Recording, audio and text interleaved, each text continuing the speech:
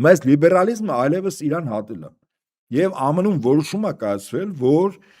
գլոբալիստները համաշխարհային տիրապետության չհասան, սա փաստ է, արձանագրվում է սա, եւ դրա լավագույն ապացույցը Տրամպի երկրորդ անգամ վերընտրվելն է, այսինքն այն էլիտան, որը կանգնած է բողոքական սպիտակ ամերիկացիների եւ ռազմական հատուկ ծառայությունների արտադրող տնտեսության ոչ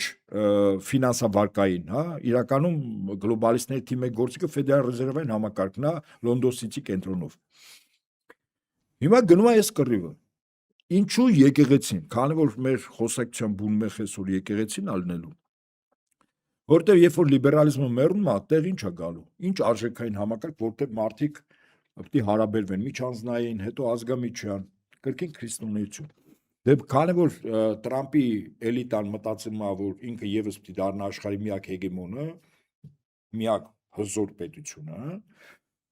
ապա ինքը այն գործիքները, որը նոր է ձևավորվում, ինքը պետք է անմիջապես վերահսկողություն սահմանի։ Վերահսկողություն սահմանվեց Վատիկանի վրա։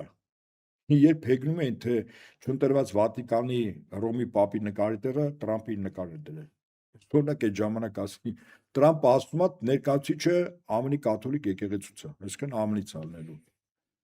Եվ չմոռանանք, որ նախկին պապը մահացավ Ջեյ Դի Վենսին հանդիպելուց հետո միայն։ Դե այդպես էլ է պատահում, թե